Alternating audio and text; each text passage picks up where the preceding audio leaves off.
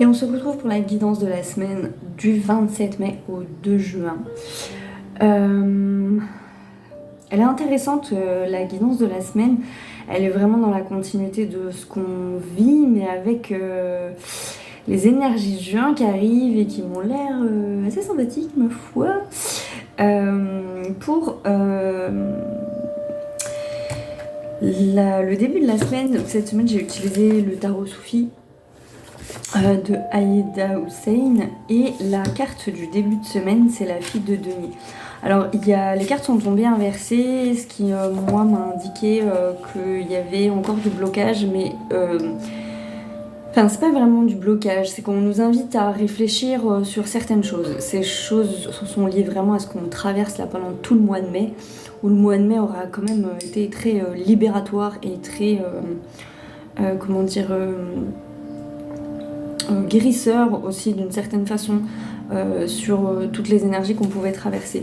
Donc c'est la fille de denier qui est ressortie pour le début de la semaine, et cette carte elle nous indique une problématique au niveau de notre capacité à manifester.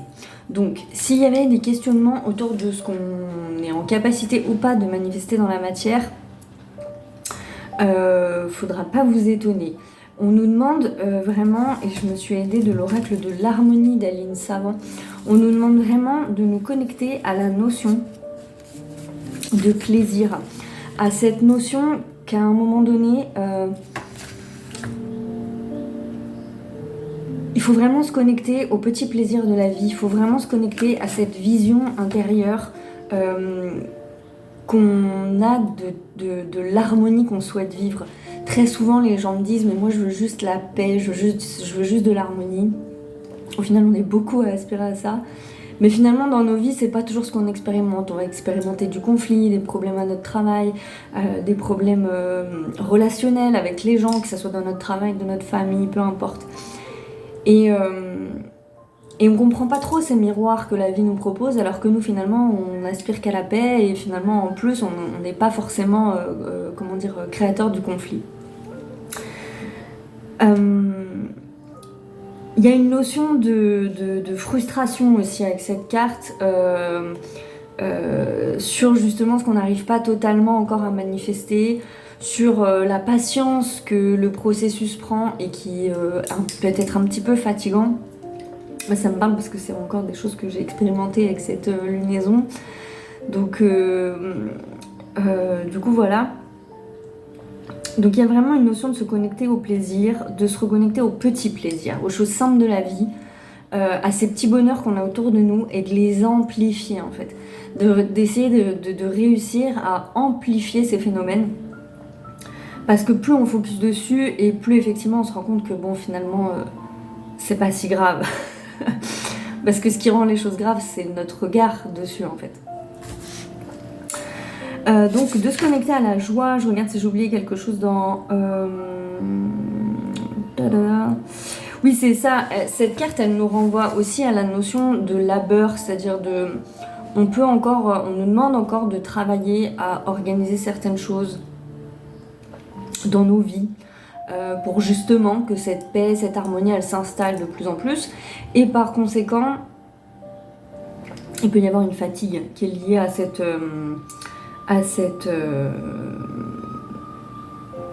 travail, en fait. Il y a la notion d'une graine qui germe, et une graine qui germe, ça prend du temps. Elle y va petit à petit. C'est vraiment cette notion-là, sur le début de la semaine. Pour le milieu de la semaine, c'est le 7 de bâton, pareil, qui est apparu inversé. C'est marrant parce que je vais vous faire après j'ai tiré juste une carte pour le mois de juin. Et là, ce qu'on va traiter dans la semaine, justement, début, milieu, c'est vraiment l'énergie de mai, quoi, l'énergie du blocage avant qu'il y ait un espèce de mouvement libératoire complet. Là, il y a une profonde avancée qui arrive, mais on nous demande de nous questionner encore. Donc, c'est le 7 de bâton qui est ressorti. Et le 7 de bâton, justement, il parle à l'image de ce qu'on voit là-haut. Vous voyez un être qui est calme, assis, centré, aligné, apparemment tout va bien, et autour d'elle apparemment c'est le chaos total. Et bien cette carte elle parle de ça, elle parle de notre capacité à nous laisser influencer par l'extérieur, de notre capacité à nous laisser influencer par les émotions des autres, les réactions des autres. Il y a vraiment besoin, alors je crois que c'est depuis plusieurs semaines, mais là ça apparemment ça vient atteindre un point culminant. Il y a vraiment cette notion d'être hyper aligné, centré en nous, de garder ces visions internes qu'on a à l'intérieur de nous. D'ailleurs c'est la deuxième carte avec l'oracle de l'harmonie. Ah bah tout se casse la figure. La deuxième carte qui est sortie, c'est quelle est votre vision. Et cette carte elle nous invite vraiment à ressentir. C'est très important en ce moment de ressentir pleinement tout ce qu'on veut voir se matérialiser. Et c'est pas toujours évident. Il y a des domaines où ça peut parfois être un petit peu plus difficile. Donc être vraiment dans le ressentir et pas dans le mental, oserais-je le répéter, mais c'est un petit peu toujours la même chose. C'est un petit peu toujours la même chose. Ah, attendez 2 petites secondes parce que tout s'est cassé la margoulette. Et du coup, je ne sais plus où j'en suis, n'est-ce pas? Donc, le milieu de semaine, on est ça, sur une difficulté peut-être à trouver la paix, à être engagé dans des batailles qui sont pas très utiles en fait, à vouloir avoir raison par exemple alors que on s'en fout un peu. Et donc ça peut être des gens qui sont dans cet état d'esprit et du coup on va être confronté à ça. Ça pourrait être nous-mêmes confrontés à ça, à vouloir absolument tenir bon, alors que finalement il vaut mieux lâcher prise et puis lâcher tout en fait c'est bien plus simple. Donc les énergies du milieu de semaine c'est ça.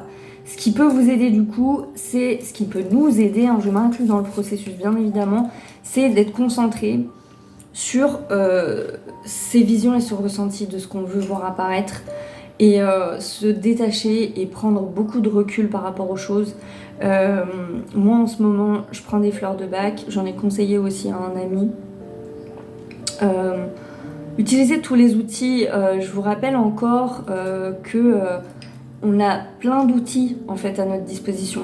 La méditation, je ferai une vidéo dans pas longtemps là-dessus parce que cette thématique elle est revenue là dans ma vie avec le fameux non mais la méditation c'est pas pour moi tout ça. La méditation, la pleine conscience, je vais pas lister tous les outils parce que en fait il y en a tellement, je veux dire l'EFT, le Ho'oponopono, les bonhommes allumettes, tous les outils existants, il faut les utiliser réellement. Parce qu'ils sont d'une précieuse aide en ce moment et ne pas traîner. C'est très important de ne pas traîner en ce moment et de traiter chaque information les unes après les autres et de s'en libérer, de ne pas laisser les choses s'installer. Parce qu'en fait, il y a beaucoup de remontées de choses. Je pense que cette semaine et le mois de juin sera très propice à la révélation. Donc on risque d'apprendre beaucoup de choses, il risque d'y avoir des remontées de beaucoup de choses. Donc si on procrastine sur les choses qu'on reçoit, qu'on ressent, et qu'on ne laisse pas partir, on risque d'accumuler. Et à un moment donné, ça va être le bordel en fait. Donc là, pour le coup, c'est important de traiter tout ce qu'il y a à traiter, de vous faire du bien au moment où vous le sentez, de libérer ce qui doit être libéré sur le moment. Encore une fois, en posant l'intention, je vous renvoie à la vidéo que j'ai fait. Posez des intentions et suivez le mouvement. Parce que... on est très aidé en ce moment, je le dis, je le redis, mais vraiment c'est... Enfin, je peux pas le décrire, c'est bien plus profond que des nombres ou des plumes par terre, où on est vraiment guidé à chaque instant, donc il faut rester aligné, parce qu'en parallèle de cet alignement et de cette guidance, il y a quand même aussi beaucoup d'énergies qui vont venir vous chahuter, parce qu'encore une fois, on vit dans un processus collectif. Et qui dit processus collectif dit qu'on est tous traversés par des choses. Donc ce qui remonte chez les gens plus en conscience va remonter chez les gens moins en conscience. Quand on n'est pas en conscience sur ce qui remonte, on peut se sentir complètement perdu et désemparé par ce qu'on traverse. Et du coup le projeter sur les autres parce qu'en fait ça nous fait peur Donc au lieu de traiter le truc et de le prendre, de dire ah ok c'est ça qui me... Ok j'ai une blessure, d'accord comme ça. Ben non, en fait on la projette. Et du coup en parallèle on peut se la prendre en pleine tronche aussi, ce truc de l'autre là. Et c'est pas forcément évident. Donc ce milieu de semaine il nous demande, et de toute façon hein, je crois que le mois de juin nous le demande profondément. Pour moi, c'est la même chose, c'est-à-dire que ce chahutage, c'est parce qu'il y a des énergies collectives qui nous traversent, il y a beaucoup de choses qui remontent, mais c'est aussi parce que ça n'a pas disparu, on n'est pas dans le monde des bisounours, c'est aussi des forces plus sombres qui viennent nous chercher, parce que du coup, comme il y a beaucoup de remontées, il y a des brèches, n'est-ce pas? Et quand on est dans les brèches de peur, et ben tout d'un coup, hop, il y a un petit truc. Alors c'est là où les entités elles peuvent se hameçonner un petit peu. Et puis peut y avoir des trucs plus ou moins graves en fonction des gens. Mais on peut se faire vite récupérer par des choses qui du coup vont pas être super sympatoches. Donc c'est important de d'être centré en fait, hein. Je sais pas, je peux le résumer comme ça, d'être centré. Et pour la fin de la semaine, on a la fille d'épée.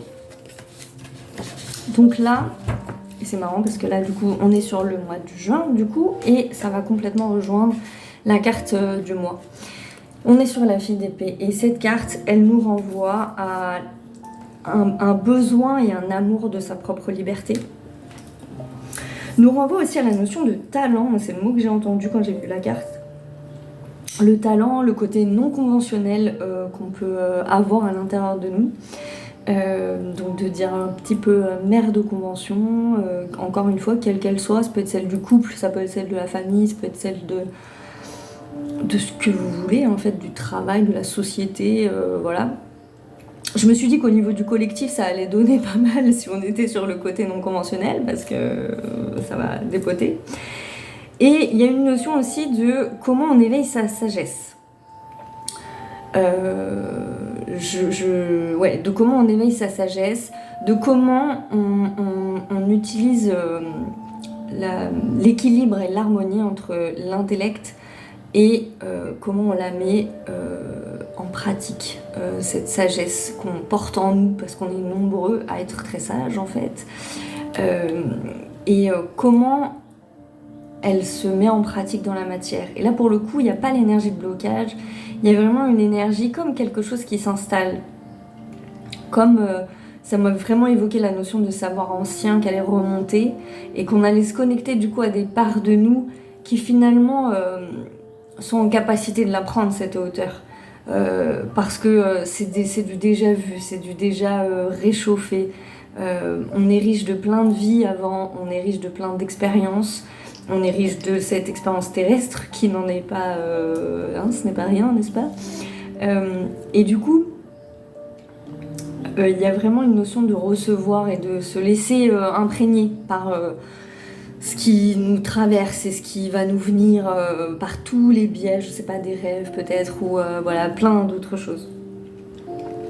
Et ce qui peut là nous aider, c'est la notion de pardon et de sécurité. Donc la sécurité, parce que effectivement, comme on reçoit beaucoup en ce moment, de toute façon cette question elle est très au cœur, mais ça c'est normal parce qu'on est brassé. On est profondément brassé en ce moment, et comme on est brassé, on est un petit peu... j'ai la vision de l'arbre, hein. C'est très important que nos racines elles soient bien ancrées en terre, parce que sinon on va se laisser un petit peu basculer partout. Et quand on est centré à l'intérieur de soi, qu'on est profondément nourri par cette vision et par cette notion de dire non mais il n'y a rien qui peut me perturber, il n'y a rien qui peut me faire tomber, qui peut me faire mal, qui peut me chahuter. Quand on est dans cette intime conviction à l'intérieur de soi, dans son temple intérieur, dans sa vérité intérieure par rapport à une situation, si on est en conflit avec quelqu'un, l'intellect là il est super important dans le sens où j'aime pas la notion de pensée positive nécessairement, mais comment je pourrais le formuler autrement, si ça vous va garder cette idée là, mais c'est plus profond que ça pour moi. C'est pas la méthode Coué quoi, c'est pas de la conviction, c'est C'est vraiment le ressentir, quoi, se sentir profondément en sécurité et ancré, parce que de toute façon, il peut rien nous arriver de mal. Il peut rien. Le vent peut souffler très fort, mais nous, on bouge pas, en fait. On est fixe dans nos valeurs, on est fixe dans notre personne, on est fixe dans notre authenticité, on est fixe quoi qu'il arrive. Et le pardon, alors c'est vraiment le pardon à l'autre là qui me résonne. Alors il y a le pardon à soi parce que parfois justement on se laisse emporter par les autres et finalement c'est aussi une notion de pardon parce que on se fait du mal en fait quand on fait ça. On se fait beaucoup de mal. Mais il y a aussi le pardon à l'autre. Pour certaines personnes ça résonnera de ce côté-là parce que c'est vraiment important de comprendre qu'on est tous dans des cheminements et que on peut pas aller au même rythme, au même moment. Et que c'est pas grave. C'est pas grave. On met les gens hors de nos vies quand ils sont néfastes ou toxiques. Ça c'est sûr. Mais trop souvent, et peut-être plus encore à l'heure actuelle, on a vraiment du mal avec la notion de pardon. Et pour moi, elle est très très très importante cette notion. Et le pardon, il se fait pas du jour au lendemain. Encore une fois, je vous renvoie à la vidéo sur l'intention. Le pardon, c'est un processus qui prend du temps, qui ne se fait pas du jour au lendemain. Il y a des étapes. Pour moi, le pardon, c'est un peu comme le deuil. Il y a des étapes. Mais ce qui est important, c'est de la poser, l'intention du pardon. Parce qu'à partir du moment où on la pose sincèrement avec le cœur en disant « Ok, j'intègre que cette personne-là m'a fait du mal. Beaucoup de mal. Je me suis sentie trahie, je me suis sentie blessée. Ça peut m'être physique parfois, mais j'intègre aussi que cette personne n'est pas en conscience sur ce qu'elle fait, en fait. Elle n'est pas en conscience sur ce qui s'est joué dans la situation. Elle n'a pas conscience de ce qu'elle fait. Et le fait qu'elle n'ait pas conscience de ce qu'elle fait ne l'excuse pas. Loin de là. Mais ça permet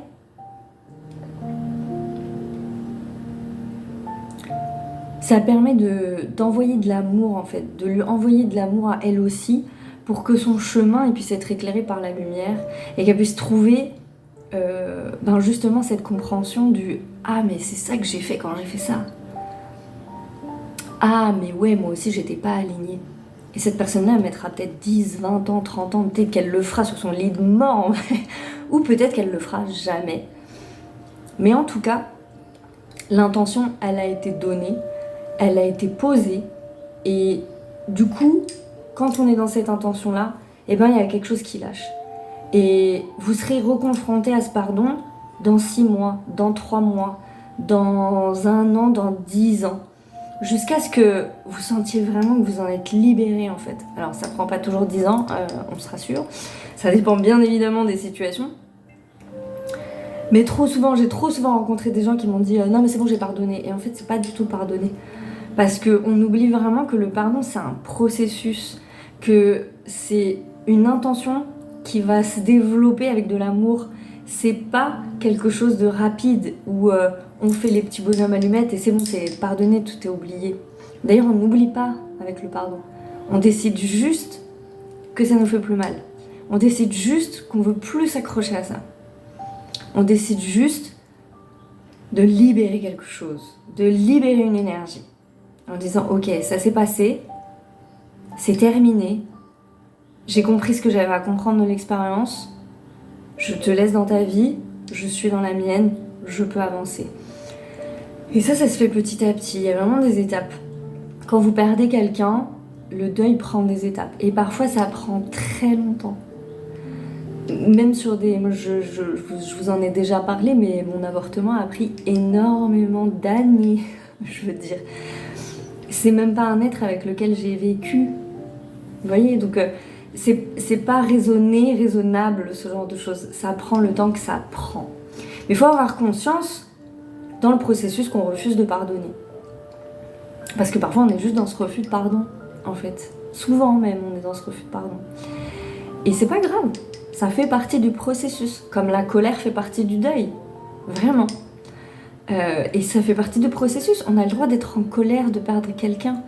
même quand on a un haut niveau de conscience, ou même on s'en fout de tout ça. Donc, gardez ça en tête et reposez-vous la question du pardon, alors à soi ou aux autres, en fonction des situations et des personnes, bien évidemment. Pour la carte de la semaine, j'ai trouvé ça très drôle, la carte de la thématique de la semaine, j'ai utilisé l'oracle du pays des merveilles. Je voulais pas utiliser celui-là, mais j'ai entendu qu'il fallait que j'utilise celui-là. Ma bouche a du mal à parler. Et c'est la carte suivez le lapin blanc quand la curiosité rencontre l'opportunité. Il y a vraiment l'idée dans cette carte de voir au-delà. Au-delà des situations, au-delà du personnage. Désolée, je me racle la gorge beaucoup. Je pense que mon chakra de la gorge est en train de travailler actuellement. C'est pas je pense d'ailleurs, c'est je suis sûre. Et il y a vraiment une notion d'avoir la curiosité de voir au-delà. Donc de se détacher de l'émotionnel et de regarder au-delà des situations, au-delà des personnages, au-delà des égos, au-delà, toujours au-dessus. Et c'est pas toujours évident. C'est pas toujours évident. Donc encore une fois, posez l'intention de voir les choses différemment. C'est pas facile de modifier son regard sur des situations. C'est pas évident tout ça, c'est pas quelque chose de facile qui se fait du jour au lendemain. Il y a des gens pour qui ça l'est, mais à la limite je m'adresse pas à vous, tant mieux pour vous. Mais c'est pas toujours facile. Et là c'est très important d'avoir ce recul sur les choses pour mieux s'en distancier et pour éviter de foncer dans la vague, de se prendre le mur là. Donc voilà, je regarde. Ah oui, si, je voulais juste vous lire ça. Une merveilleuse opportunité s'apprête à joyeusement bouleverser votre réalité ordinaire pour vous offrir la chance de changer à jamais votre perception de la vie et de votre monde. Donc en début de semaine, on nous prépare à ça. C'est ce qu'on a fait tout le mois de mai, hein. Donc cela dit, il n'y aura pas de dépaysement, ça n'a pas changé de ouf. Mais du coup, le mois de juin est intéressant. Et très intéressant. Et pour le mois de juin, du coup, j'ai utilisé l'oracle de Kuan Yin. Je viens d'utiliser 12 oracles dans la même guidance. J'espère que vous n'êtes pas perdus. Et c'est pas une carte que je sors souvent. C'est la prêtresse orchidée du destin qui est sortie. Mais quelle belle carte. Franchement, quelle belle carte. Cette carte, elle parle de haute destinée. Cette carte, elle parle de notre divine essence. Cette carte, elle parle de s'incarner complètement. La contrebalance de cette carte, elle a vraiment la notion de détachement et de se détacher de la conscience de masse. Donc de se détacher des programmes dans lesquels on a grandi parce qu'en fait on a grandi dans plein de programmes. Moi avec mon chien, je suis en train de me détacher d'un certain programme qui est lié à mon enfance en fait. Parce que je suis en train de me détacher du programme, qui est valable d'ailleurs pour mon fils aussi, mais Snoop me le fait travailler plus profondément encore. Mais ouais, mon fils aussi me le fait travailler, je suis en train de réfléchir en même temps, mais mon fils aussi me le fait travailler en ce moment. Et je vous ai déjà dit, j'ai grandi dans un environnement avec une maman très autoritaire. Et qui clairement m'a élevée avec le filtre de la peur. C'est-à-dire que moi j'avais peur que ma mère s'énerve, j'avais peur de m'en prendre une. Donc à un moment donné, t'obéis. T'as peur, t'obéis. Ça devient, voilà, c'est un réflexe, c'est comme ça. On est beaucoup à l'avoir connu, ce mode. Ça fait partie des schémas d'éducation qu'on a vécu avant. Et c'est un programme, c'est devenu un programme, parce que tout ce qu'on vit dans l'enfance devient des programmes. Et ces programmes, ils sont difficiles à déprogrammer, justement. Donc, j'ai eu plein d'étapes. Quand mon fils est né, j'ai eu une première étape qui était très violente, très compliquée, mais que j'ai réussi à passer. Je savais que ça allait passer quand il allait grandir et que ça serait plus facile pour moi. Et ça a été le cas. Et puis, est arrivé Snoop dans ma vie. Et là, Snoop, je suis un peu perdue parce que je vois bien qu'il y a une posture que je n'arrive pas à avoir. J'ai un problème avec ce rapport à l'autorité. Je me sens un peu perdue, je sais plus. En même temps, je dois être sa maîtresse, je dois lui donner un cadre, mais moi finalement on m'a appris à mettre un cadre dans ce truc très autoritaire de tais-toi, en fait, t'obéis, tu te tais. Y a pas tu discutes pas quoi, je suis vraiment. Même si je garde, comment dire, une certaine fermeté qui me paraît essentielle à la vie, mais c'est une fermeté que je m'octroie à moi-même déjà dans les comportements, sur des choses comme la politesse et tout ça. Après, on est d'accord que c'est dans la manière de l'appliquer que là, il va y avoir des choses qui vont être du coup totalement différentes. Et du coup, je suis désolée, je vous parle toujours de mon chien, mais j'ai pas d'autres exemples. Bon. Et une des premières choses que l'éducateur m'a appris avec mon chien, c'est d'arrêter de parler en fait. Et moi, je lui parlais beaucoup, je lui donnais beaucoup d'ordres. Ah si, viens là, non, fais pas ça, c'est pas bien, nanana, nanana. Non, je parlais beaucoup. Je lui raconte aussi ma vie accessoirement, ce qui doit pas être très passionnant pour lui, mais je sais même pas s'il comprend ce que je dis, le pauvre. Mais du coup, voilà. Et c'est particulier, ça me perdait un peu, parce qu'en plus, comme j'ai ma médiumnité, parfois je l'entends, je vois bien qu'il a une autre capacité de m'entendre. Mais bon, force est de constater que dans l'éducation, c'était à chier. Hein. Franchement, je galérerais pas autant si il n'y avait pas une couille dans le pâté, hein, franchement. Donc voilà. Bref, il me dit d'arrêter de parler.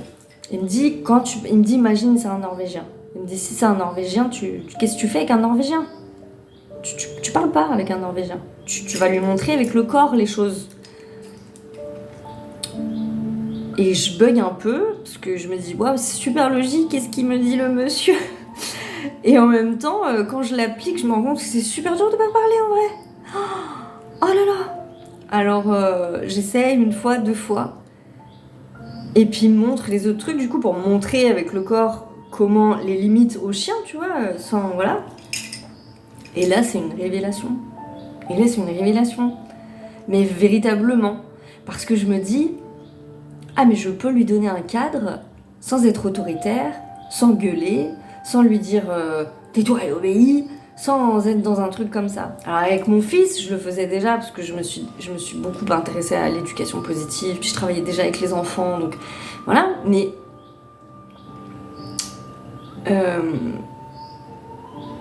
ça travaillait pas aussi fort. Et là, Snoopy me fait passer une étape encore supérieure. Et je vous parlais de mon fils tout à l'heure, où ça travaille encore parce que je lui ai acheté un petit jeu de cartes, un jeu exactement comme les jeux pour nous, mais pour les enfants, que je vous montrerai d'ailleurs parce que c'est une pépite ce jeu. Vraiment, il faut l'avoir, c'est très important. Et quand il tirait des cartes de ce jeu, ça fait plusieurs fois là qu'il tire des cartes, et que à chaque fois il sort un blocage au niveau du chakra de la gorge. Au niveau de l'expression de lui. Et je me dis, ça fait plusieurs fois, à chaque fois qu'il les tire, je me dis, ça veut dire qu'à l'intérieur de lui, il a un programme qui lui a transmis ce que moi-même j'avais appris de ma propre mère. C'est-à-dire à un moment donné, tu te tais et t'obéis. Tu te mets dans un état de soumission. Et voilà, ça ne va pas. Sur le moment, je vais pas vous mentir, ça m'a un petit peu piqué parce que je fais beaucoup d'efforts avec mon fils pour lui dire tout le temps, exprime-toi, dis les choses, n'aie pas peur de les dire. Moi, je laisse vraiment à mon fils la liberté de me dire, maman, je ne suis pas d'accord avec toi. Maman, là, tu es injuste. Je lui laisse cette liberté parce que assez bizarrement, c'est une liberté que ma mère me donnait et j'estime qu'elle est importante parce que je suis maman mais je suis pas Dieu et qu'il y a plein de fois où je me plante et qu'il y a plein de fois où dans le quotidien je suis soumise à mes émotions, je suis là, la vie elle me casse la tête et lui il arrive et je vais le renvoyer bouler parce que juste je suis dans mes trucs et que je pense à autre chose quoi. Et ça c'est pas bien, je le sais, c'est pas possible en fait. Donc je lui donne cette opportunité de m'arrêter. Sauf que je vois bien que malgré le fait que je lui donne cette opportunité, il n'arrive pas à la saisir. Donc s'il n'arrive pas à la saisir, ça doit vouloir dire que moi, chez moi, il doit y avoir une énergie qui le bloque un petit peu. Je pense qu'elle est liée à la peur et certainement à de la colère aussi, parce que les deux sont pas très dissociables finalement. Et puis je me rends compte que lui, à l'intérieur de lui, il existe encore un blocage qui fait qu'il n'arrive pas à dépasser ce truc. Et à se dire finalement, ouais, ma mère elle est comme elle est, mais c'est pas parce qu'elle est comme elle est qu'à un moment donné je dois tout accepter. Et que si j'ai envie de lui dire non à ce moment-là, je parle pas non, maman je veux pas me brosser les dents. Je parle de non, la maman, t'as été injuste, tu n'aurais pas dû me crier dessus par exemple à ce moment-là. C'était pas juste parce que finalement je faisais rien de mal. S'il n'arrive pas à le faire, c'est que il y a quelque chose, parce qu'après on peut en discuter. S'il me dit non, je suis pas d'accord, on discute et puis on voit. Mais là, il n'y a même pas de discussion possible en fait, puisqu'il ne se l'autorise pas. Je ferme la parenthèse parce que le but c'était pas d'en faire 3 heures là-dessus. Mais j'espère que vous avez vu l'idée avec ces exemples. Donc, on a les programmes. Je crois que je me suis perdue là. Pourquoi j'en étais venue au programme? Oh, je peux pas revenir en arrière. Alors attendez, je vais me recentrer juste. Parce qu'on était sur le mois de juin et sur la destinée. Et sur le fait que le mois de mai, vraiment nous a fait travailler beaucoup ces programmes qu'on doit déconstruire. Qui nous empêchent de nous réaliser, de nous incarner, d'atteindre la richesse, l'amour et tout ce que vous voulez. L'harmonie, la paix intérieure, voilà. Tout ce qu'on est tous en train de chercher finalement tout le temps. Et bien là, le mois de juin, il nous demande vraiment de rester alignés dans notre vision. Il nous demande vraiment de nous dire,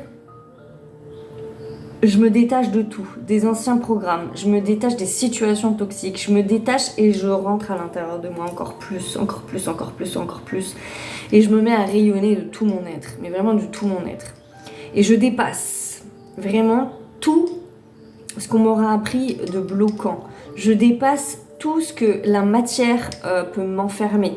Donc il peut y avoir des remontées de peur sur l'argent, des remontées de peur sur le travail, sur notre vision de comment on construit sa vie, tout ça, parce que je crois que ça va se jouer aussi au niveau collectif, c'est-à-dire au niveau des mémoires collectives qui font que on peut être bloqué dans certains schémas. Moi par exemple, j'ai une mémoire très forte qui fait que j'ai beaucoup de mal à m'autoriser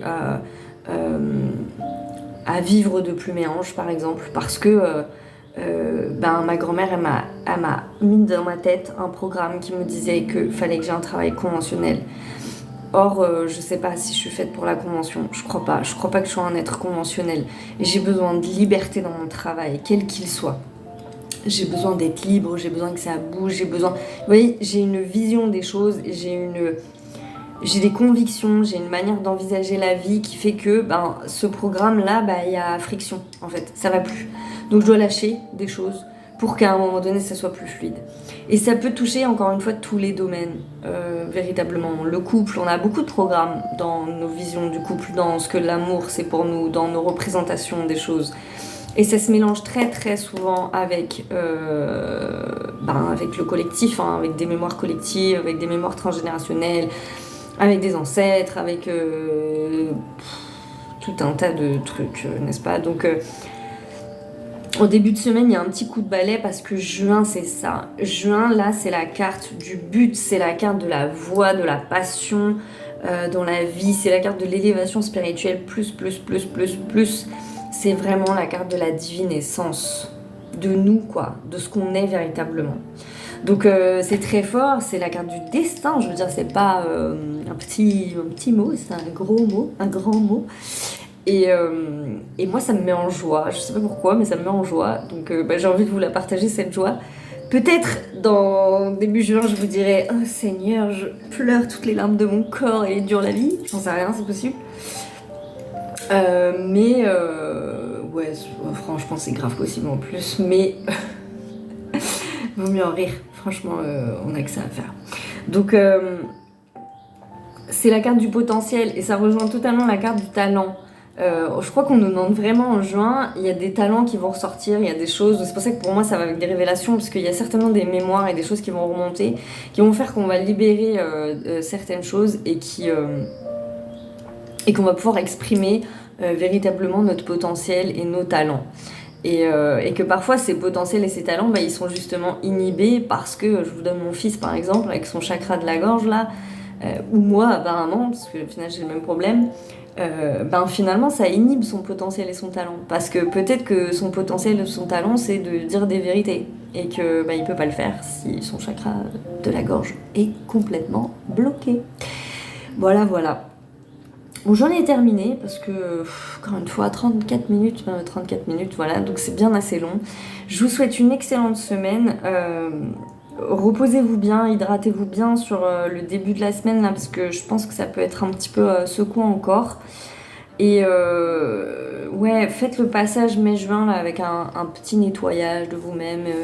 Encore une fois, utilisez vos outils. Il y en a plein.